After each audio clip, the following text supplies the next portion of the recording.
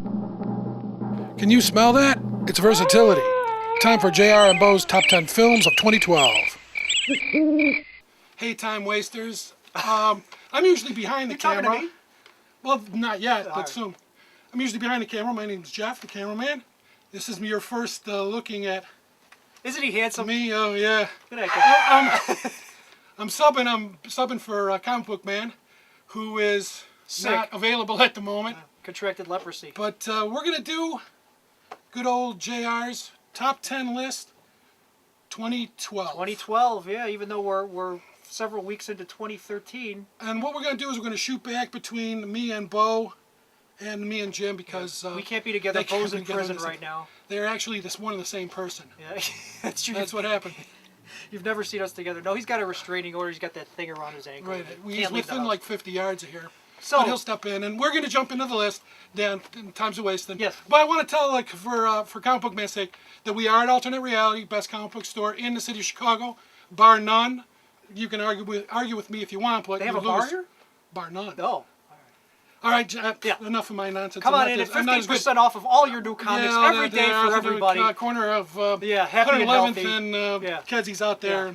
All right, bye-bye. Bitter and sweet. All right, Yeah, here we okay, go. Jim. Yes, Number the 10. Number 10 on Number the list. 10, And you may 2012. be saying, how come we're waiting so long to do the top 10 list of 2012? That's because a couple of these films didn't open in the Windy City until just this past He waited on one in particular that we had. did. He just got And I right did. out of the screening room. Good thing I did because it jumped up on my list. Number Number 10, an animated film, the best animated film of the year that you have never heard of, ladies and gentlemen.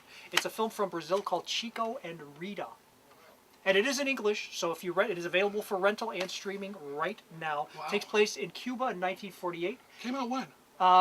January of 2012. Well, okay, that long ago. Chico And it is- stayed on your list that long? Yes, it did. Chico Chico is a young Rita. piano player in 1948 Cuba. Rita is a singer. They decide to go off together to find fame and fortune. They end up in Las Vegas, Los Angeles, Paris, and it's all set against the backdrop of the history of jazz, and you get animated equivalents of people like Charlie Parker, Thelonious Monk, Wow. Woody Herman, and it's got all the music in the background. It's a beautifully animated film in an Art Deco style, really unique looking. Look for it. Really quick, where'd you find this one? I saw it in the theater. I saw it in one of our local art houses. And the name again? In this, Chico and Chico Rita. and Rita. Okay. Available Completely now. off my radar. Number 9. Number 9, a film you've heard of about a subject that you've heard of, Lincoln. Director Steven Spielberg's film. That based one I on- did see. Fine film. Yes, written by Tony Kushner, playwright Tony Kushner, with a performance by Daniel Day-Lewis that is everything that you've heard it is. And He's then automatic. some. I don't care what he does. Daniel Day-Lewis is one of the best on screen, bar none. And I'm not one for hyperbole, but I will say this about Daniel Day-Lewis's performance. It is as though he wraps himself up in Abraham Lincoln as though Lincoln were like a shawl, and he becomes that character. I don't He think is anybody, Abraham I have Lincoln. never seen anybody disappear into a role more often than Daniel Every Day-Lewis. time, virtually every time with Daniel Day-Lewis. Remember, But he did Mohicans, and that was like you would never even think. it's to two put the different two- yeah. people, exactly, two Absolutely. different actors. But aside from Daniel Day-Lewis's performance, which is the pinnacle of the film, it's also an interesting procedural. This is the year of the procedurals. You'll notice this as we go on in the list, but it's a procedural of how Lincoln was able to not only wrangle the Right. end of the Civil War, but also the beginnings of freedom for slaves across the and country. navigate politics, which is pertinent. Pertinent to today, and in many ways, the same sort of ways that are being done today. Spielberg does a real good job of just letting his actors do the job, and the dialogue by Tony Kushner come through. This is also, we'll get to this in another show, but I think this is your possible Oscar winner. We will do Oscar picks shortly. Be looking for it. Yes. We forgot to have Bo's in on this too, so Yeah. we're going to go to Bo's 9. Okay, now this is Bo Cephas, and now it's your turn. My turn. Top 10 Of films 2012? Of 2012. We forgot you. We went through the first 2. We went through 10 and 9. Oh, my God. So I'm going to give you 10 and 9. 10 first. 10 is Joe Carnahan's The Gray. The people are going, it's an action film. It's an action film that actually has a very deep emotional undercurrent. It's shot perfectly well, and it's full of incredibly wonderful performances by Liam Neeson, Frank Rizzo. I mean, Frank, it's a great film. Go see it. See it. Sit all the way to the end of the movie, so you'll see something and you'll go, oh, that's kind of cool. Because there's nothing better than the last scene of the film. Yeah, but I heard that was a little twisted a few folks. Sweet Dan Sweet was a little put off by the. I'm not going to say how it ends, but he was a little put off by Well, the ending. He thought the previews were a little misleading. Well, yeah, I mean, it was like, well, people thought it was one thing, but there's this deep, heavy, emotional undercurrent to this film. Liam Neeson's character is in a very, very dark place when the film starts. He's in a much lighter place when the film ends, and at the end, he basically goes full out Wolverine, which is kind of cool. But I didn't get to see it, I guess. Well, You didn't apply? You just took it with you when you left? at the end, people, by this point, everybody's seen the film. At the end, he's got wolves all around him, and he's got bottles, he's got cut glass taped to So his he's hands. going out fighting. And he's going for the wolves. I mean, the alpha wolf is there, and he's there, and it's like, okay, which one's the alpha wolf, me or you? I think it's me because I got this glass and I survived through all this stuff. So let's see who's in charge, really. But apparently the world will never know. The world will never know. And now you get number 9. Number 9 is our first genre film. It's Skyfall. It is probably one of the best James Bond films I have ever seen. Agreed. It is definitely in my top 3 at least. And people are going, well, what about Casino Royale? Because some people are undercutting Casino Royale. Casino Royale is actually very, very good, but it's not as good as Skyfall. Skyfall has everything you need. It looks good. The action's incredible. It's full of humor. I mean, the villain is actually the most interesting Bond villain I've seen since Ernst Stavros Blofeld, who's been done a number and over again. But Javier Bardem's villain in this film, it's worth going to see the film just to see his performance because it's just so off-putting because you don't know exactly everything that's going on in his head.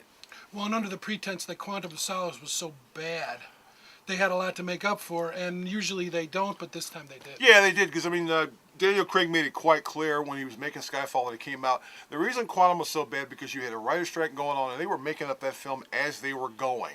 And so what you got was a film that looks like and behaved like a Very film much that so. they were sort of improvising every time the camera was turned on. So but that's number 9 for me. Okay, we'll give JR a chance. He's going to go to number 8. So now on to number eight. Another foreign film. I have about 3 or 4 of these on the list, Yes, and you know snob. what? We live it. I am a movie snob. I'll be the first to admit that. But Yeah. the beauty of this day and age, Mr. Jeff, is that we have streaming Sure. online. Sure, much Netflix. easier access. You can access All this that, yeah. stuff. It's out there, and if it is out there, I'll let you know. This film, Oslo, August 31st, is the name of it. Wow. Yeah, it comes from. It's a Norwegian film. It's about a 34-year-old drug addict who is in a rehabilitation program and is allowed to go out for one day for a job interview.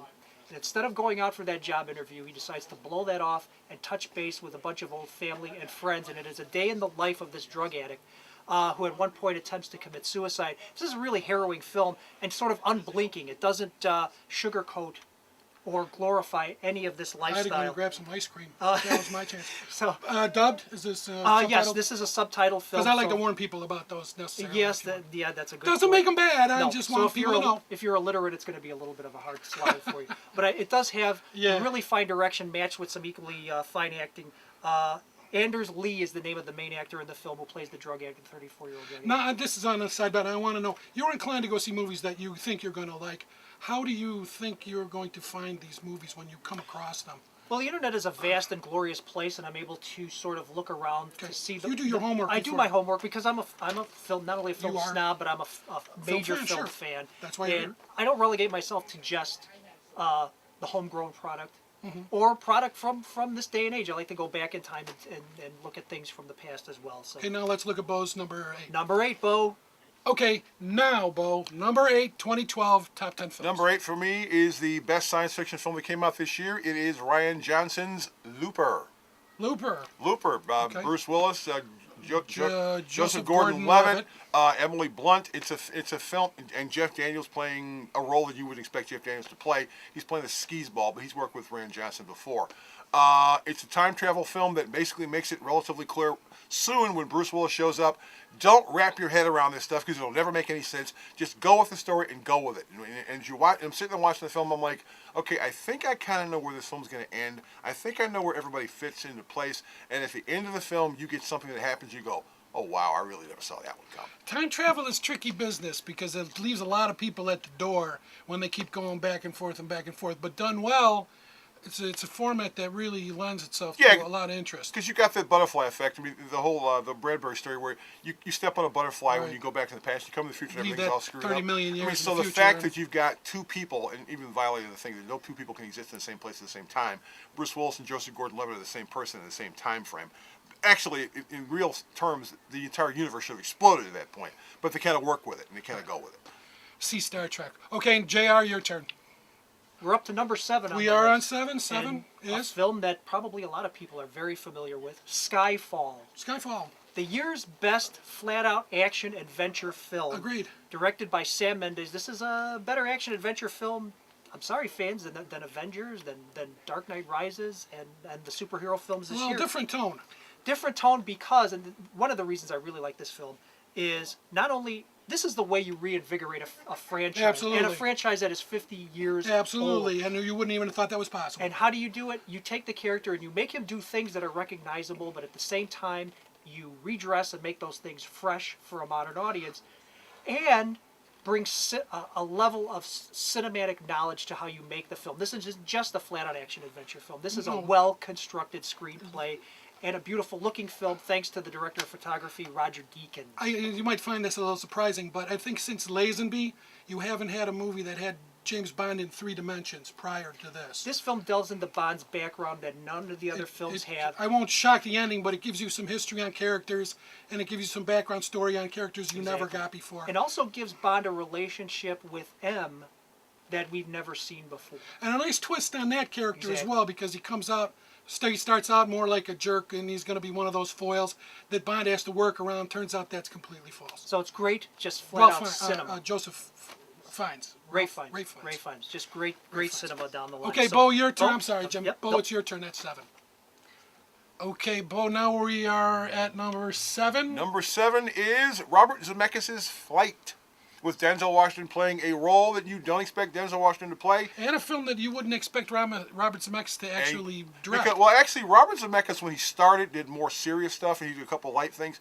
He's quite capable of doing darker subject matters, but he's gotten to that. I'm the Roger Rabbit guy. I'm the motion capture guy. And so he said, he got the script by John Gatnis, I believe is the guy who wrote the script, and he said, I really want to do this, and I want to do this film with Denzel Washington, and I don't want the studio to interfere and mess with it, because Washington's character is a pilot who does something relatively amazing, and his pilot is high all the time. Talk about thankless. Right, talk about thank it's like and so what you've got is you've got this entire moral dilemma with the thing that he saves everyone's life. He does something you don't expect to be seen, and he's drunk.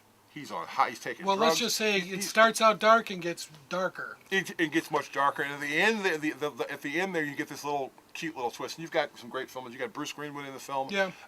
You've got Don Cheadle in the film, whose first as line well. is John Goodman steals John it, though. Goodman steals the film, and as you're watching the film, you're going, when is John Goodman going to come back? And exactly the part where you're thinking about Two that, scenes. John Goodman comes back to the film and basically takes over all over. Yeah, for when he's on screen, it's It's like, whoa. Well, it's the lightest part of a very dark. Yeah, it's the lightest part of it. I mean, he is the ultimate dealer.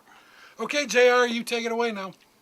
Number 6, we're back. Thank you, Bo. 6 is Jimmy. another movie that is now available, just fresh, brand new, this week on streaming, on demand, and DVD and Blu-ray. It's a movie called Holy Motors. It is from England, and you have never seen anything quite like it. See, you put me on the movies I never Holy heard Motors. of, saw, Look for even it. an inkling. it- And I'm usually pretty good about looking at movies and seeing what's around. I'm I not as good as you. I will warn you, it's kind of not for the timid. I'm not going to say squeamish, but for the timid, because there are elements that are willfully and almost playfully perverse in the film. So look for it. Physically or mentally? Does that sound weird? Both, because the Okay. film is episodic. I'm going to read to you here because this movie is so kind of out there that I don't want to mess Maintain it up. eye contact. The main character's name is Oscar. He is, for all intents and purposes, he works on a movie set as a makeup artist. He's being taken to work one day by his friend and associate. And along the way, he meets up with several people, and he changes his makeup and goes through different episodes of what are essentially probably things happening in his own psyche.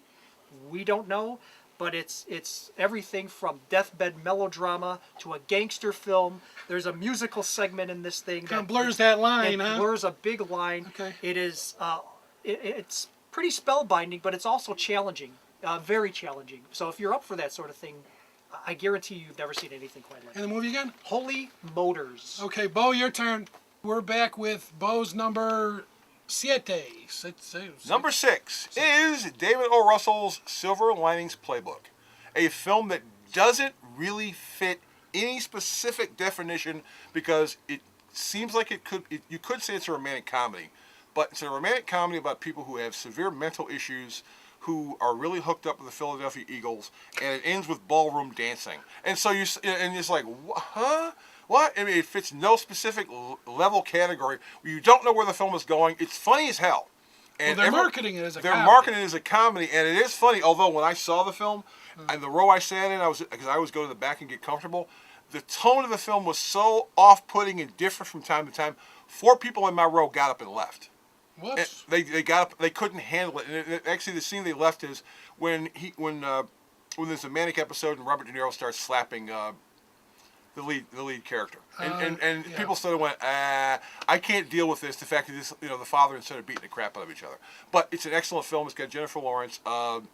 Tons of good people in the film. You love Jennifer Lawrence. I love Jennifer Lawrence. She is cool, so cool. And she's not blonde in this one. She's wearing her dark hair, so she still has her Hunger Games hairdo. They said she got nominated, right? She got nominated. So did Cooper. Cooper got nominated. I forget, Brian Jackie the supporting actress got nominated. De Niro got nominated. The only person who didn't get nominated was the Indian actor who plays his doctor, and actually he's really good at it. And we will do Oscar picks. We're hoping to put that up for next Bradley week. Cooper. Bradley Cooper, there you go. Who- And, that's JR and you. And what's really about this is if you think about Bradley Cooper and you think about Bradley Cooper right now, you have to remember the first time most people saw Bradley Cooper, he was on Alias playing a geek. And now he's probably one of the most bankable actors in Hollywood right now. Know how they've grown. Now, what was that, number 6? That was number 6. All right, back to JR. At number 5 on my list, one of this year's Oscar contenders, Argo, directed by Ben Affleck, which harkens back to November 4th of 1979 in the Iran hostage crisis, Right. where several people were harbored by the Abducted. Canadian. Yes, and several people escaped and were held in harbor by the Canadian ambassador. Right. And the sort of crazy scenario that Ben Affleck's character, Tony Mendez, comes up to extract these people from Iran, which involves the making of a science fiction movie. He'll be the first one to tell you that it's not pound for pound accurate, but the framework is essentially true. This is sort of, you could almost make an argument, this is sort of the Hollywood version. If Ben Affleck were to have made Zero Dark 30, it would have Hollywood elements to it. In other words, this has a Hollywood ending to it.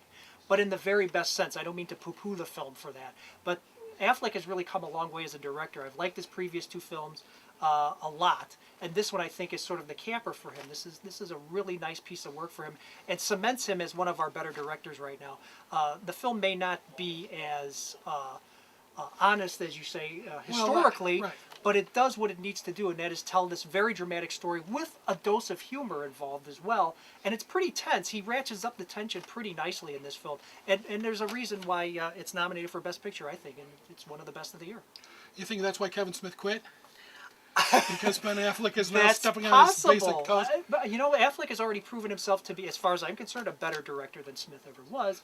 Because Smith was always sort of lazy about his choices of direction. It was always sort of the same sort of material. But Affleck has gone after very different subject matter each and every time. It's not unprecedented. A lot of actors come out and make fine directors because they know that side of the camera as well. Yeah. So, not to say that you have to be an actor to be a good director, but I think it helps. Yeah, and plus there's a lot of real nice, vivid attention to detail in this film too, that of the '70s and also of the political system at the time. So we're seeing. And And since we screwed up the numbers like I'm known to do, we're going to go through 5, and we're going to leave the next 4 for another segment. So the top 4 will be on another shot, but we're going to edit it all together. Well, you don't need to know that. But number 5 for you. Number 5, David Ayer's End of Watch, one of the best cop films I have ever seen.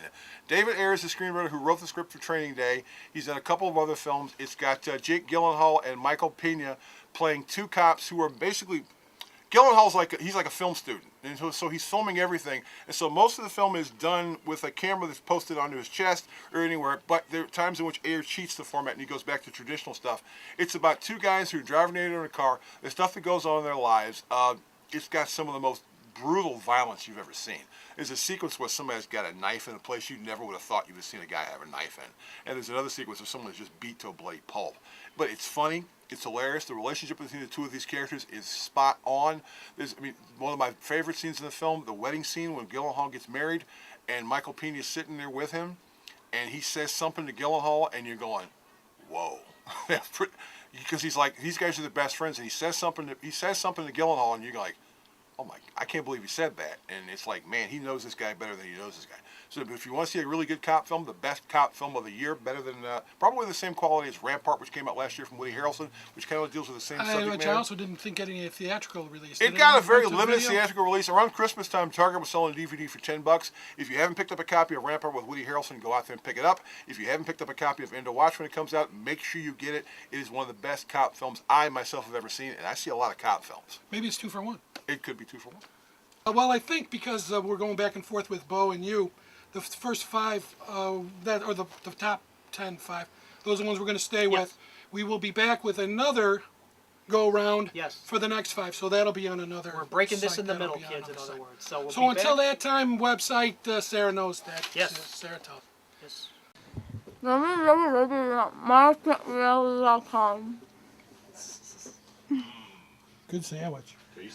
Thank you, Sarah. That's where all of his reviews are. Thanks to Comic Book Man for letting us use his fine emporium of comics and everything else under the sun. And don't have to wait long. Just point and click. You'll get the rest of the list coming right up. And I want to leave you with a question. I want to know what you do. How do you behave when nobody's looking? The Video Outhouse is brought to you by some of the finest people willing to work for free. This is a list of some of them.